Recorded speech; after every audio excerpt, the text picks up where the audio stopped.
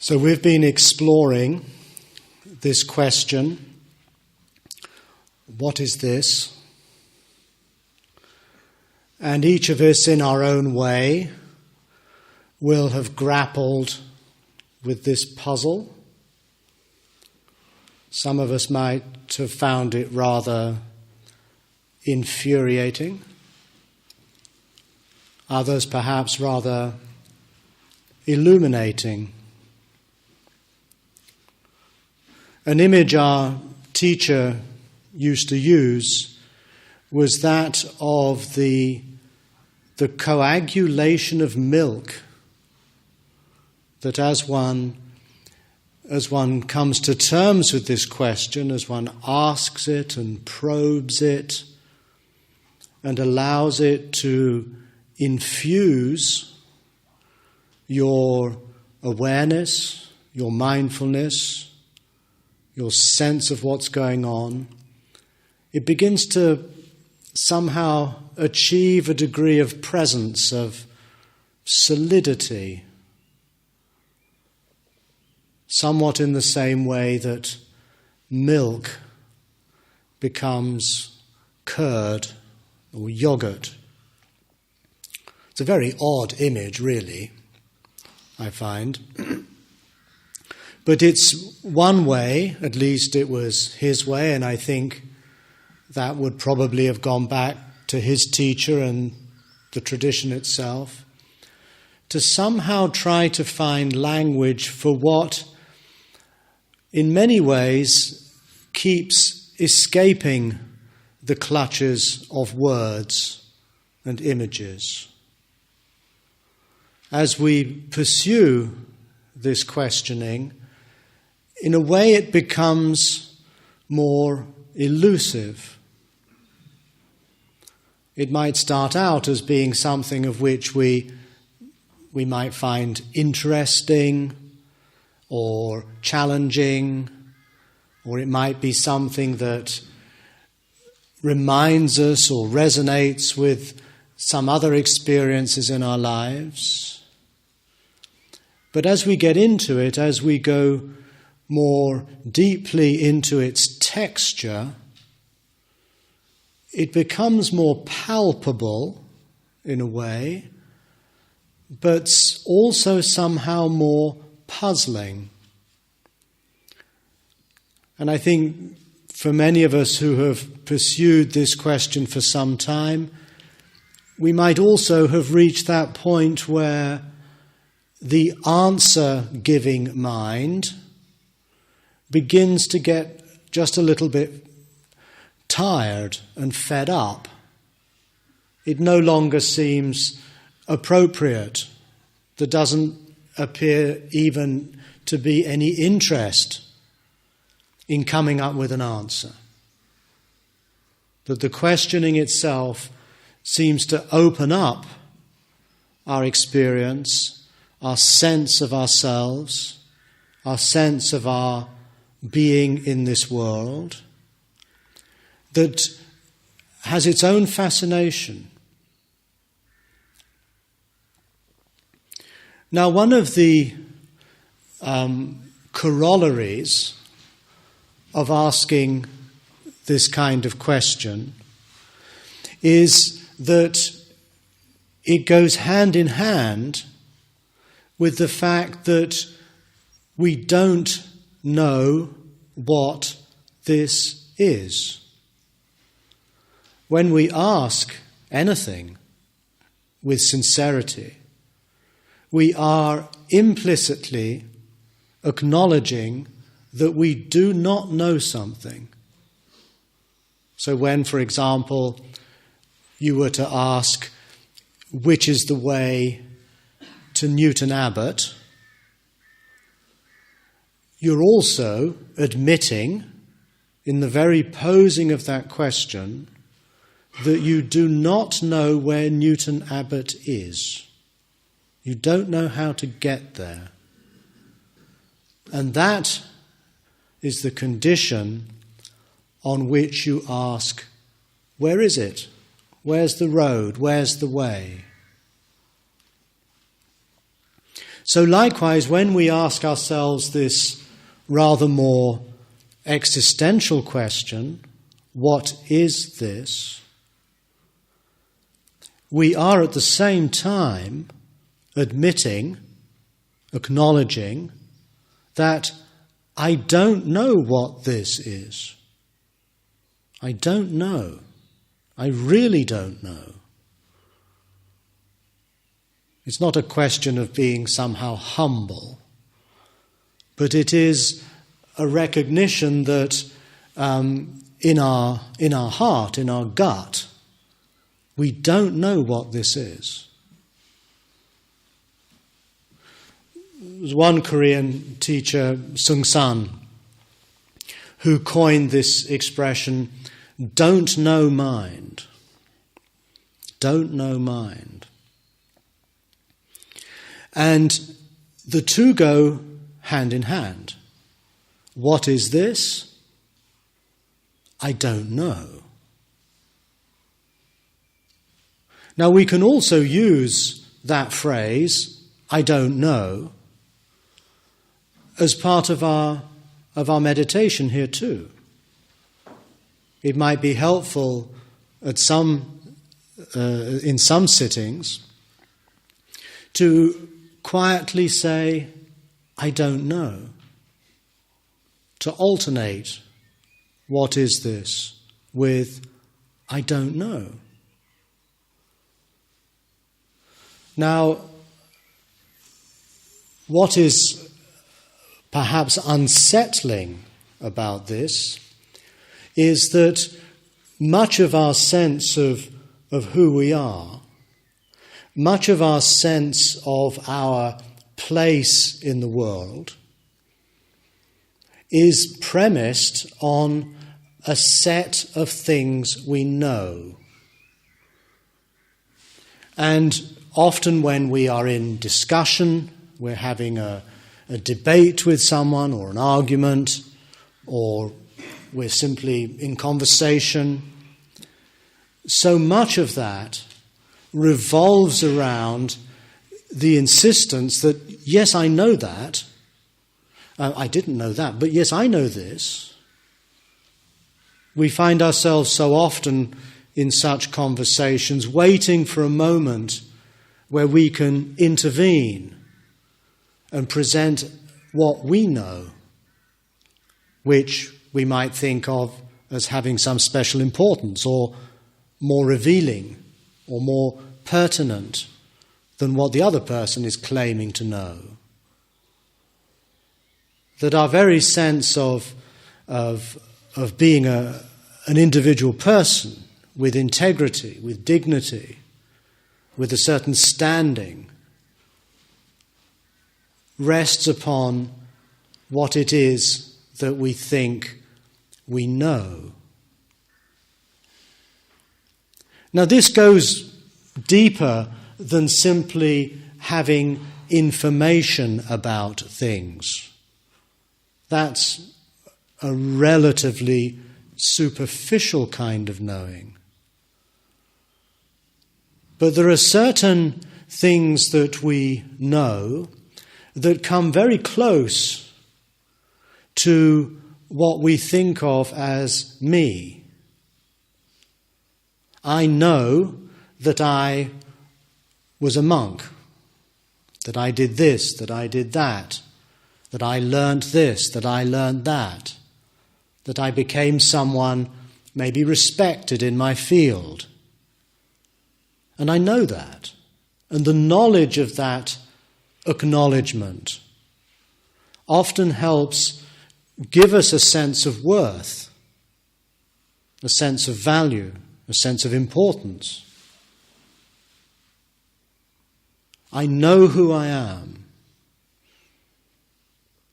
on every level. I'm fully conscious of my place in the world. I know that. And so much of what we present to others is what we are quite convinced of, quite sure of, quite certain of about ourselves. So when we're asked to really pose this question, what is this? We're also being asked to challenge, or to at least put into question, everything that we assume that we know about ourselves.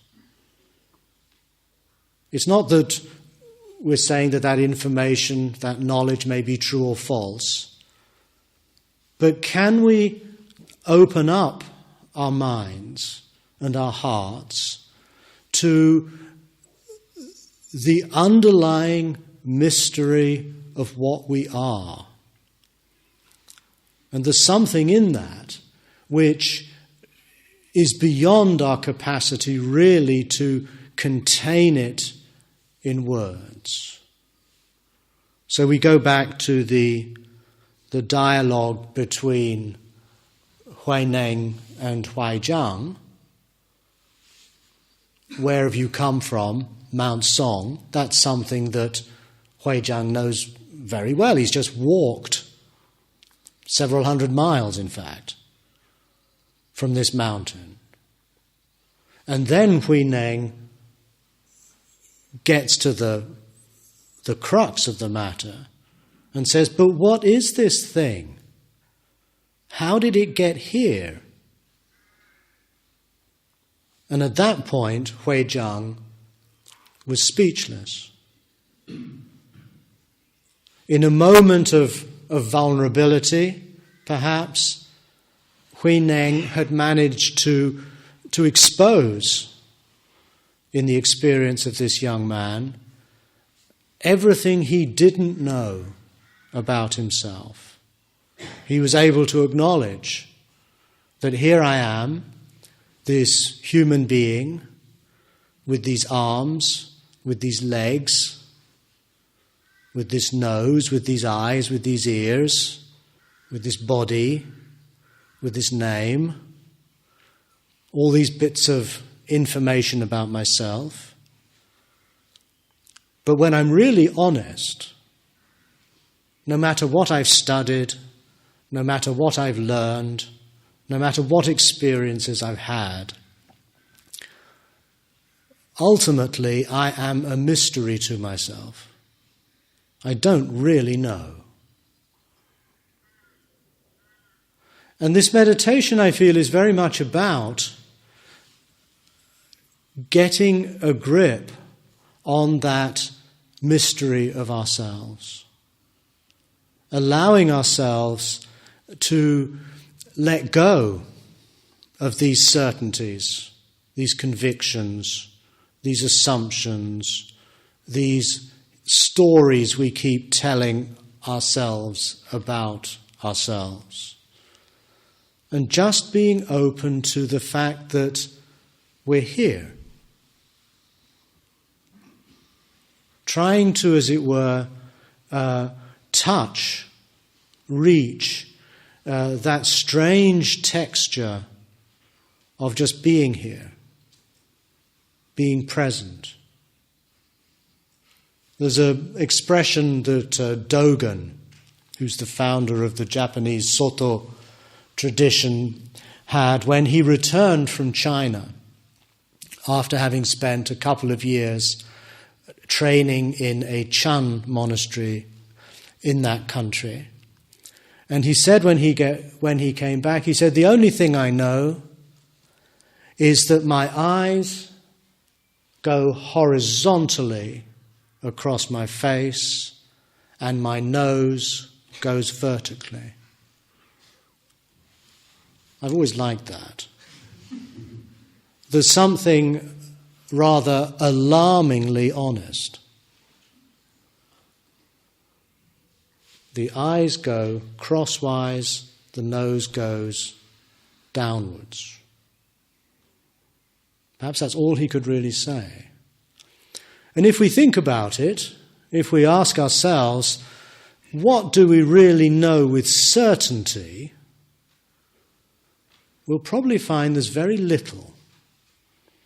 That much of what we trade in conversation, what we tell ourselves we know, is very often just a finely woven tissue of beliefs, of opinions, of second-hand information from people we trust. But what we really know is very little. And again, each of us can perhaps explore that. What do you really know for sure? Knowledge becomes somewhat of a conceit, something we pride ourselves on, but when we look at the foundations of our knowledge, very often they're built on sand. They're built on something quite uncertain. So the practice here is learning to live with uncertainty, learning to live with doubt, learning to live with not knowing. And rather than this being seen as a kind of failure, as a kind of downgrading of our own importance, it actually can be very liberating. In that famous book, Zen Mind, Beginner's Mind by Shunryu Suzuki, the main point of the whole book, I think, is actually all there in the first paragraph, where he says that the mind of the expert is full and it has very few possibilities because the expert knows everything, whereas the beginner has endless possibilities for understanding.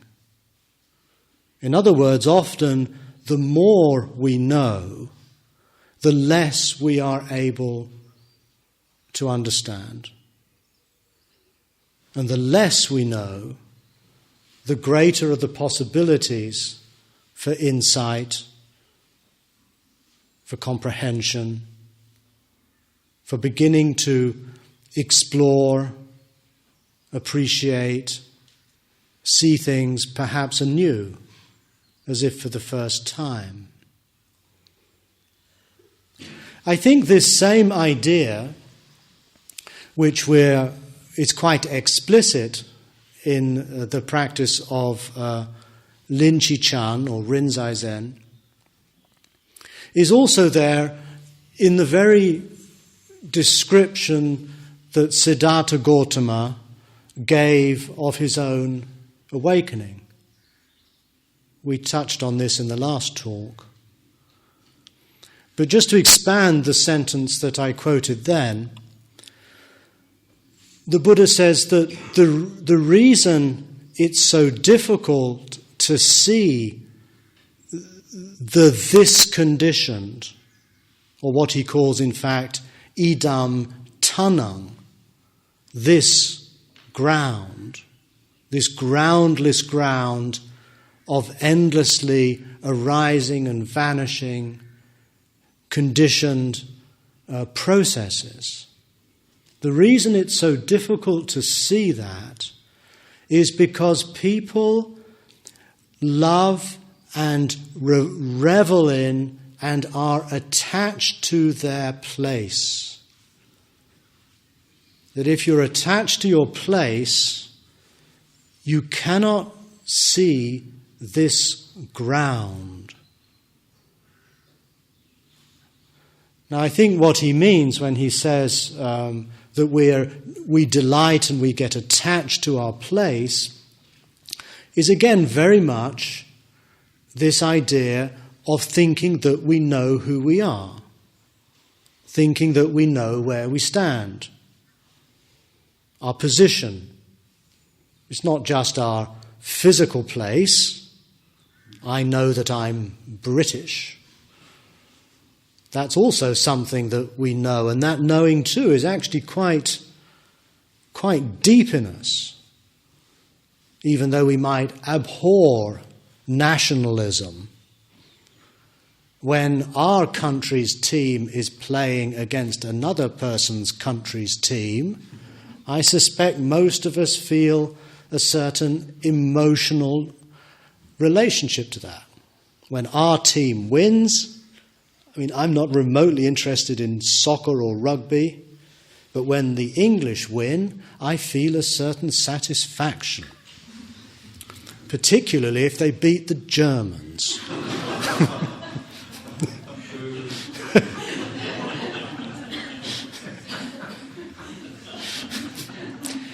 Now, this is not something I'm particularly proud of, but if I'm honest, that is the conditioning that I grew up with, and it's still there to some degree. I'm not the sort of person who'll then get in my car and start honking my horn and flying a Union Jack, but I've got the beginnings of that in me somewhere. And this again, I think, points to what we mean by this knowing, this certainty. That's my identity.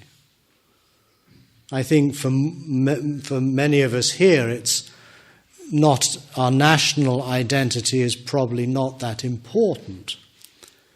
But all of us, I suspect, have something around which we are quite, as it were, tied. It may be our position in our job, our role in our family, our status in society, or, in my case, my place in the Buddhist world as an author, as a translator, as a so-called expert. You know, although I like to think that I'm detached, I know that when someone challenges me around those things, I tend to get a little defensive. That it feels as though something in me is coming under attack. So despite what I would like to feel like, nonetheless, those old habits, or maybe those socio-biological habits, are going to stay there. They're going to be around. They're not things one can simply delete. One has to learn how to live with these things, rather than pretending to be otherwise, or trying to suppress or deny such feelings. They're part of who we are. It's not a problem. It's just a fact. The problems begin when we tighten our sense of self around those positions, those places. So when the Buddha talks of seeing this ground, he's also saying that he has somehow let go of his attachment, his identification with place. Another way that this is classically expressed in Buddhism is in the idea of going forth from home to homelessness. And I think this metaphor, which I think is a very powerful metaphor, it's usually, nowadays, used as a description of someone who becomes a monk or a nun, in which they literally leave the household life and go into a monastery or a center, and they take robes and they take vows, and then they have gone forth from home to homelessness. But it's also, I think, quite clear, I can certainly see this in my own case, that a monastery can very quickly just become another home. Any position you take, even that of a renunciant, an unsui, as they say in Japanese, a wandering monk, which means like clouds and water. that too can become something we can clutch onto and build up into another kind of place, another kind of certainty, another kind of base for our own sense of importance. Again, it's knowing, it's knowledge, it's I am this is who I am. So there's something about the move from home to homelessness, from place to ground, from knowing to unknowing, from certainty to uncertainty, from facts to questions, that hasn't got to do with any particular thing we do in our life history, but it has to do with what's going on in pretty much every moment of our lives. We have a choice. In most circumstances, do we respond from our place, our convictions, our certainties, our knowledge of who I am, me, or do we respond to the situation out of unknowing, out of a sense of the unprecedented nature of each situation? Are we willing to risk responding rather than just reacting, rather than just repeating out of habit what we already feel comfortable about? Are we willing to really let go and address the world anew? Again, it sounds like a nice idea, but it's not something we can just willfully impose. So the practice that we're doing, and this is not, I'm using the specific example of Zen meditation, but I feel that this is a current, a tension that runs through all Buddhist practice. Arguably, it's there in all religious practice. Is that we're being asked in each moment to acknowledge the distinctness, the unprecedented qualities that are coming into being right now. Are we willing to, or are we able to be with that afresh, without an agenda, without seeking to impose my preconceived notions and knowledge and ideas onto the situation?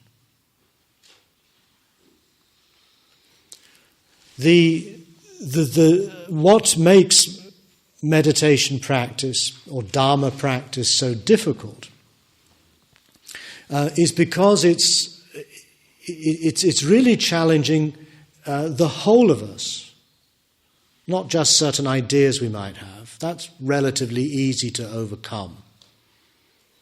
But certain fixed obsessions that are so tied into our sense of who we are, it's very difficult to disentangle them. It's very difficult to step out of them. A week or so ago, Martine and I were having a discussion with a friend of ours who's an actress. And she said something that struck me. She said the most awful thing, the most terrible thing that can happen when you're on the stage. We'd just seen her in a theatre piece. She said the worst thing is when you find yourself noticing or observing yourself acting. That you can't let go into the role. A part of you holds back and sees what's going on. And I'm sure there are examples of that in all walks of life. For example, giving a talk. There are times when I find I just speak without much deliberation, without much self-consciousness. And there are other times when I can't do that. That I feel myself somehow sitting to one side and judging and being very conscious of how other people might think of what I'm saying. I can't let go and just speak. I'm holding back. There's a very good image that expresses this experience in one of the dialogues of the Chinese Chan master Lin Chi, known in Japanese as Rinzai. He lived in the 9th century in China. And the text from his record says the following. It says that the master Lin Chi was giving a Dharma talk. And he said, "In each and every one of you, passing through the senses of your face, in every moment, there is a true person of no status, no rank, no position. Those of you who have not yet realized this, look. And then one of the monks in the audience put up his hand and he said, "Could you please say something more about the true person of no status?" At which Lin Chi got down from his teaching seat, went straight over to the monk, grabbed him by the front of his coat and said, "Speak! Speak!" And the monk hesitated. And then Lin Chi just pushed him aside and said, "What a dried up piece of shit the true person of no status is." Dried up piece of shit is translated variously, but that's the gist of it. Now, this rather well-known episode in the history of Rinzai Zen, I think, is very much concerned with the same point. Lin Chi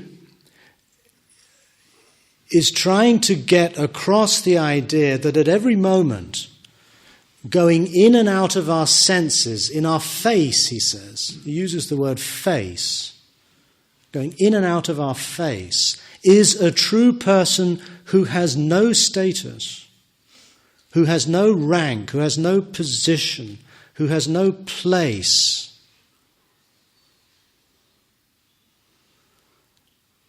And that, in a way, is what he's trying to awaken in his listeners. That spontaneous, uncontrived, immediate, in a sense, a kind of fluid person. And the monk in the audience, of course, like any good student, has probably not quite got that point and wants more information. And Lin Chi's way of responding might be considered rather abrupt. I doubt I could get away with it. But I think it makes the point rather well. That rather than respond from that groundless ground, we want somehow to be sure of what we're doing. We want assurance. We want to know that what we're doing is the right thing. And in that sense, we're kind of blocked we're stuck, we're hindered. It's notable, I think, that in pretty much all the schools of Buddhism, they talk a great deal about the hindrances or about the obstacles. In early Buddhism, in Theravada Buddhism, or in the Pali Canon, there are 5 hindrances. The hindrance of attachment, the hindrance of aversion, the hindrance of restlessness, the hindrance of lethargy, sluggishness, and the hindrance of doubt, although doubt here means vacillation, being unable to decide one thing or another. Now, if we think of these as hindrances, we obviously need to know, well, what is it that they hinder? What is it that they obstruct? What is it that they block? From the Linji perspective, it would be this spontaneous response of a person without place, without hindrance, if you wish. So it's not a Zen idea that one is seeking, as it were, through such practice, a kind of spontaneity. But it's right there in the early tradition, although they don't use that kind of Zen language. But it's right there. The Buddha is really a metaphor for an unimpeded life, a life which is unobstructed. And his counter-image, his counter-person, is called Mara, the devil, if you wish. And the devil, Mara, is defined as that which grasps, that which blocks, that which limits us. So whether we're practicing being more mindful, whether we're asking this question, whether we are inquiring into the nature of emptiness, in all of these activities, we're not seeking information or knowledge, but rather we're trying to tap into the sources of our own spontaneity, the sources of our own authenticity. We might use that word now. So the questioning, for example, is also a kind of letting go. When we ask, what is this? And tacitly recognize that we do not know, we are releasing ourselves. We're letting go of certain fixed answers or bits of knowledge or our private set of certainties. We're willing to let that go. And we're doing that not just intellectually, but as this questioning begins to permeate into the very fabric of our sense of who we are, of our consciousness, it becomes felt, it becomes experienced as a kind of release, as a kind of opening up, a kind of relief, that we don't have to spend our lives fretting and worrying about what people think about us, or whatever it might be. But in questioning, in noticing, in asking, what is this? This is a practice, it's a method to slowly start eroding and wearing down fixed assumptions, fixed opinions, fixed beliefs about what's what, who I am, what the world is like, etc. But again, it's not just about things we think or things we know. It's about a whole sense we have of being this rather isolate and rather stuck person who seems to spend so much time really just going round in circles and coming back, no matter how much energy we expend, to the place that we started.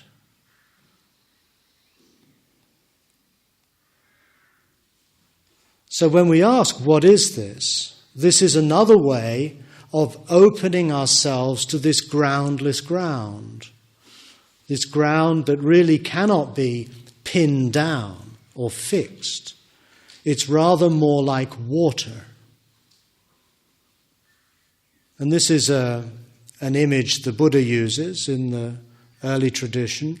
He says the person who's really penetrated into this ground of conditionality, impermanence, contingency, selflessness, that such a person has entered into a stream.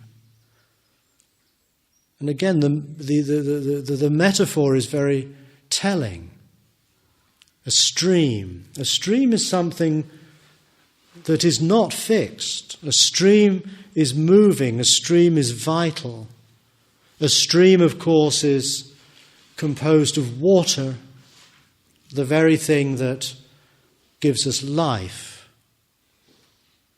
And remember that Mara, the devil, is sometimes called Namuchi, which means the drought demon in ancient Indian mythology, the one who prevents the monsoon, who tightens around the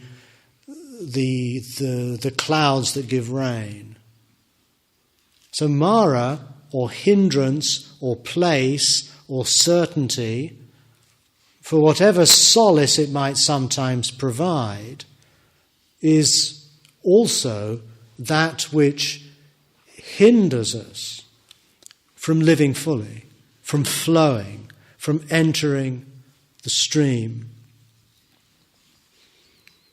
Now there's another Zen koan that says much the same, albeit in this rather more picturesque language of Chinese Buddhism. A monk and his student, or a teacher and his student, are walking through some woodland. And the student asks the teacher,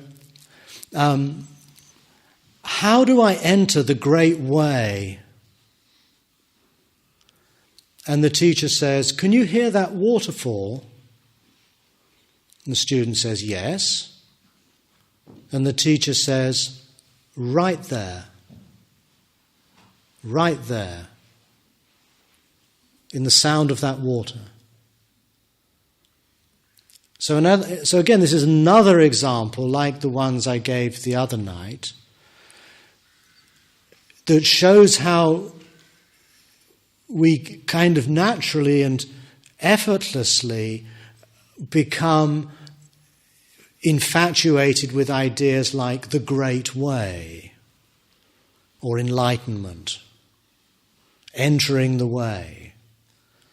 And yet when we talk about it, it's somehow abstracted from our actual experience.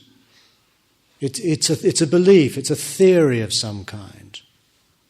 And what the teacher does here is he turns the student's attention to something they can hear right now, the trickle of water, and says that's where you enter the great way.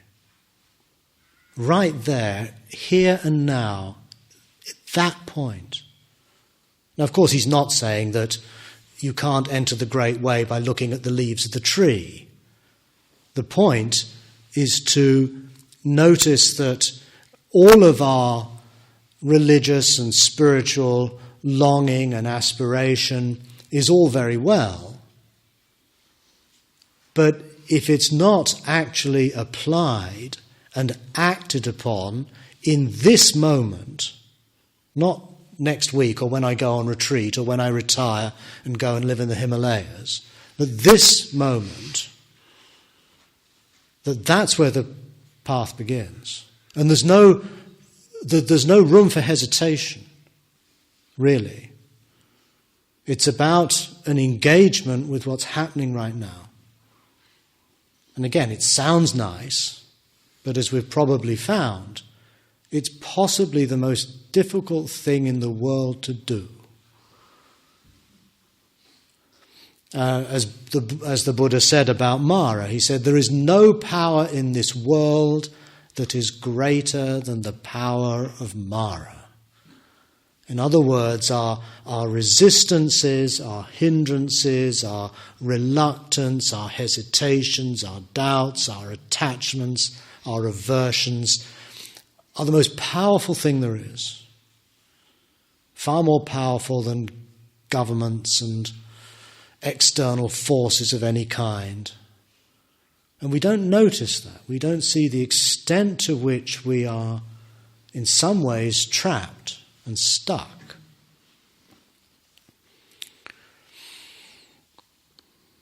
Right, I will stop here. We still have a little time. If anyone would like to comment or question, yes? The authenticity you speak of, when one is engaging with other people, this authenticity must have some kind of quality. It can't be hatred or aversion. Therefore, it must be compassion or love or support. And if that is so, this is our true nature. I use the word authenticity with a certain hesitation. I can't find the right word. It could be that the most authentic response may not be to be a loving, wise, kind Buddhist person. Again, that would be perhaps just playing a role. And what is, I think, striking, let's say, about Linchi is that he doesn't behave like the good, nice Buddhist. He jumps down into the audience and he grabs the guy, or a lot of these Zen stories, the master's hitting them. There's some pretty horrible things that go on, actually. And I think what that's trying to show us is that we must be wary of all stereotypes, including the Buddhist stereotype. And it also shows, I think, that we might talk of wisdom and compassion, and I would argue that Linchi is acting out of wisdom and compassion. I hope so. But it may not conform to what we would normally expect. And also I'm reluctant to use words like true nature. That there's something moving towards a certain fixity in the idea of a true nature. I think of it more in terms of potential and possibility. That as human beings we have the capacity, the potential to be wise, to be kind, to be compassionate, and that may be what we seek to call forth in our actions and in our words. But whether that's our true nature, I'm not so sure. I don't know. At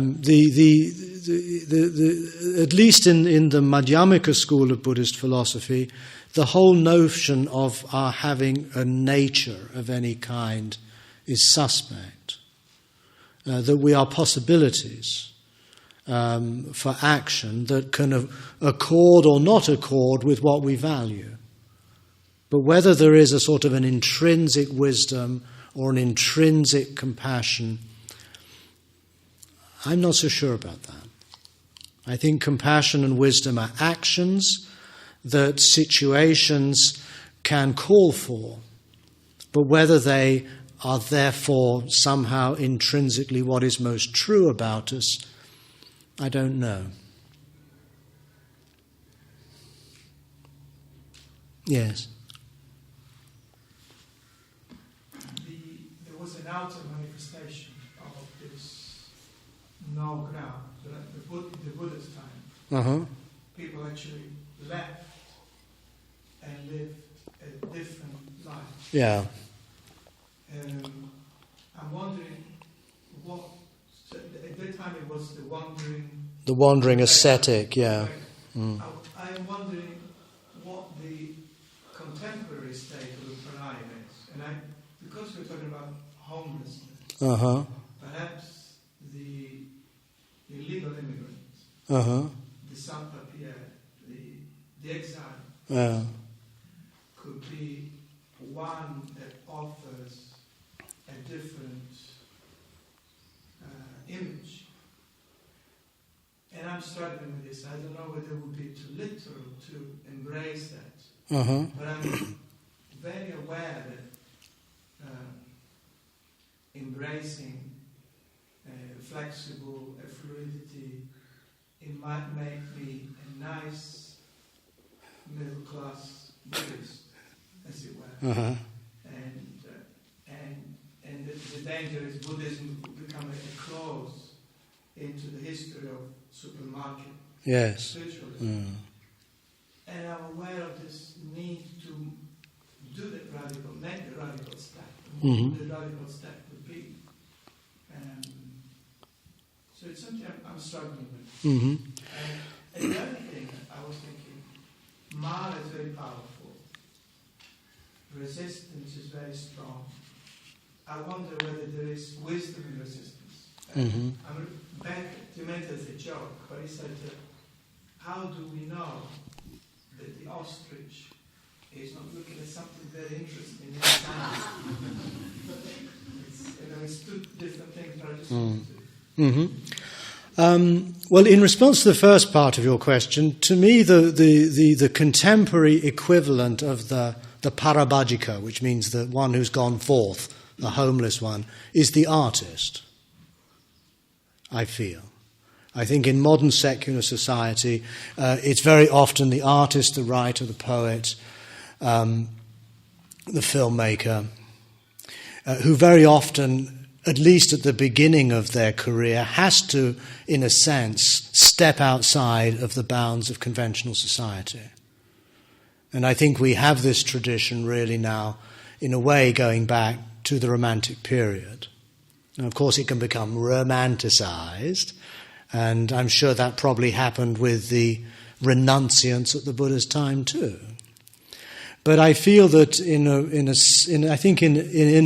a quite serious way, I think it's the writer, and I mentioned this last time too, the novelist, the writer, the person who's not writing, just conventional Jeffrey Archer type fiction. I don't mean that. But a person who's willing to try to look at our world in a radically different way and return that vision to the society. I feel it's more the artist. You see, I think at the Buddha's time, to become a homeless mendicant was to some extent driven by social and economic necessity. In other words, it was about disentangling oneself from the expectations of the workaday life, and it was equivalent essentially to pursuing what we would call the life of the mind. And so those who dropped out, which is what these people were really, they were dropouts, and were actually people embarking on a quest for knowledge, for learning, for understanding. They were dissatisfied with the conventions of their society, their families, their communities, and they were seeking something else. Now, I think in many respects that's not the case with many people who are homeless or exile today. They're actually seeking home. They're seeking acceptance. They're seeking integration into society. And yet for one reason or another they're denied that. They're rejected. But if we think of the artist, then there's of course a long tradition of such a person being an exile. I mean, you think of someone like James Joyce, is to me a very good example, who basically spent his major book is about Dublin, a place he hadn't lived for years and to which he never went back.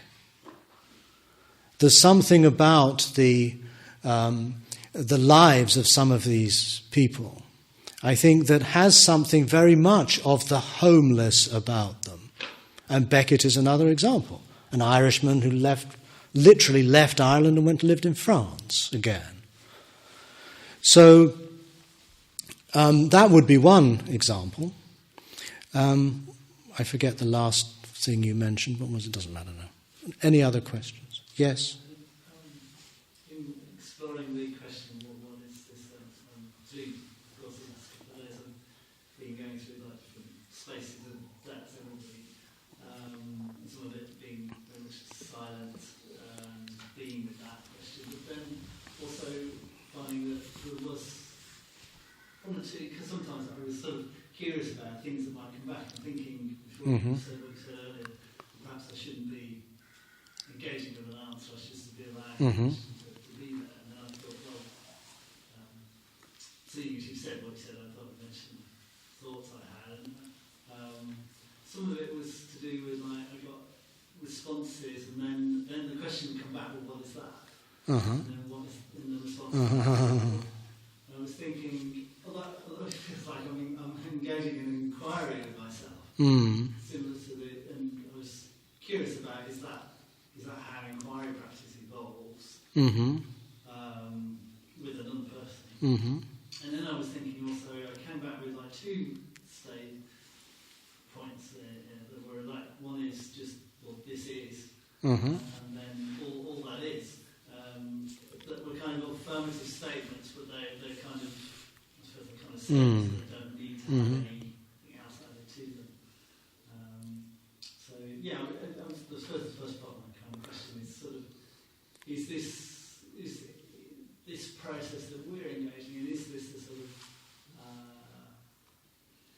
what's its relationship to inquiry practice and well, I'm not quite sure what you mean by inquiry practice, but going back to the first thing you said, there is a point in which this question begins to turn back onto itself. And you might find, in fact many people find, that they start asking, what is it, or what is this that asks what is this? That's very interesting. And as you do this practice of what is this, you may get to the point where it becomes quite puzzling as to where the question itself comes from. Or what is it that prompts you to pose that question? And so the question is, it's what in the Chinese text they use this expression, turning the light back on itself. So there is a kind of almost perhaps an infinite regress. And so if you come up with some statement like, it is this, and this is a sort of, a typical Zen-y kind of answer, or you want to say, hack, something like this. When people did this to our teacher, he would say, but what is it that says hack? In other words, turn whatever so-called answer or response you have back into another question. Where's that coming from? Yeah, it's to recognize that there's no human situation, I feel, that cannot be questioned, that cannot be questionable, fragwürdig in German, worthy of being questioned. And so to open up through this practice a kind of a kind of passion for curiosity, and to be suspicious of any kind of finality, any kind of sort of endpoint. But to recognize that this is a kind of flow. It's like a stream, if you wish. It keeps going, and it keeps taking you down to different vistas, different perspectives. There's no end to the questioning. There is an end to this session, though, and it's just happened.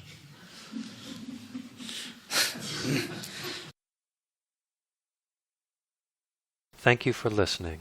To learn how you can support the teachers and Dharma Seed continue these offerings, please visit dharmaseed.org/donate.